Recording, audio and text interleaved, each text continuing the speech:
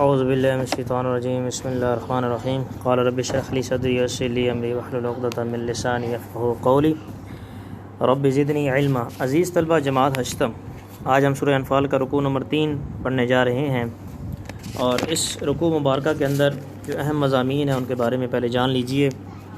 سب سے پہلے اللہ تبارک و تعالیٰ نے اس رکوع کے اندر شر الدواب کا لفظ استعمال کیا ہے، اور اس سے مراد کفار ہیں، یعنی جانوروں میں سے بدترین جانور۔ دواب دابت ان کی جمع ہے، جو زمین پر چلنے والے جانور چوپائے جنہیں 4 پاؤں سے چلنے والے جانوروں کہتے ہیں، یا زمین پر چلنے والے جانور کو کہا جاتا ہے، تو اس کی جمع ہے دواب، ٹھیک ہے، دابت ان کی جمع ہے الدواب، اور اس سے مراد کفار ہیں جو کہ اللہ تبارک و تعالیٰ اور اس کے رسول کی بات کو سن کر اپنا منہ پھیر لیتے ہیں۔ پھر اس کے بعد اللہ تعالیٰ نے اپنے انعامات کا ذکر کیا۔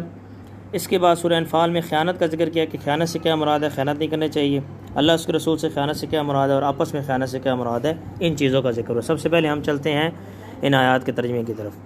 یا ایھا الذین آمنوا، آپ کو پتہ ہے کہ جہاں پہ بھی یہ لفظ استعمال ہوتا ہے اس سے معنی ہوتا ہے اے ایمان والو، اطیعوا اللہ، اطاعت کرو اللہ کی و رسول اور اس کے رسول کی، ولا تولوا، اور منہ مت پھیرو ان سے، وانتم تسمعون، اس حال میں کہ تم سنتے ہو، ولا تکونوا کالذین، اور نہ ہونا ان لوگوں کی طرح جنہوں نے کہا ہم نے سن لیا، وہم لا یسمعون، اور وہ سنتے نہیں ہیں، ولا تکونوا، اور مت ہونا کالذین، ان لوگوں کی طرح قالوا، جنہوں نے کہا سمعنا، ہم نے سن لیا، وہم لا یسمعون، اور وہ سنتے نہیں ہیں۔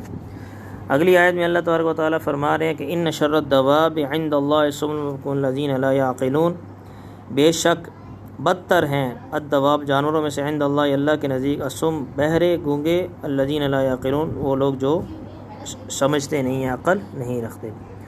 یا ایھا الذین آمنوا، اے ایمان والو۔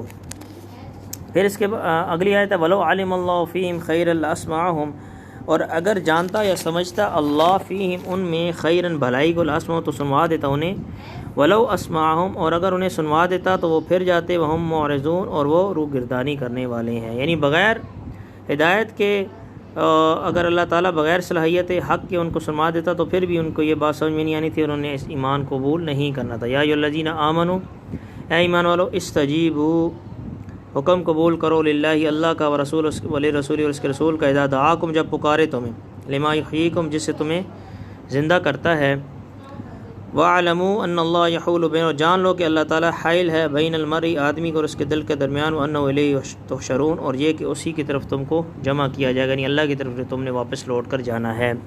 وَاتَّقُوا فِتْنَةً لَا تُصِيبَنَّ الَّذِينَ ظَلَمُوا مِنكُمْ خَاصَّةً وَاعْلَمُوا أَنَّ اللَّهَ شَدِيدُ الْعِقَابِ، اور تم اس فتنہ سے بچتے رہو جو تم میں سے خاص ظالموں پر ہی نہ پڑے گا، اور جان لو کہ بے شک اللہ سخت عذاب دینے والا ہے۔ وَاذْكُرُوا إِذْ أَنْتُمْ قَلِيلٌ، اور اللہ تبارک و تعالیٰ فرما رہے ہیں کہ وَاذْكُرُوا، یاد کرو اس وقت کو جب تم تھوڑے تھے۔ اب یہ احسانات کا ذکر ہو رہا ہے۔ مستضعفون، کمزور سمجھے جاتے تھے، فی الارض، زمین میں، تخافون، تمہیں ڈر تھا، ان یتخطفکم الناس، کہ تمہیں اڑا لے جائیں، اچک لے جائیں لوگ، فآواکم، تو پھر ہم نے تمہیں ٹھکانہ دیا، وأیدکم، اور تمہیں طاقت بخشی، بنصر، اپنی مدد سے، ورزقکم، اور تمہیں کھانے کے لیے دیے، من الطیبات، پاکیزہ چیزیں، لعلکم تشکرون، تاکہ تم شکر کرو۔ یا ایھا الذین آمنوا لا تخونوا اللہ والرسول وتخونوا اماناتکم وانتم تعلمون، اے ایمان والو، اللہ اور اس کے رسول سے خیانت نہ کرو، اور آپس کی امانتوں میں بھی خیانت نہ کرو، حالانکہ تم جانتے ہو۔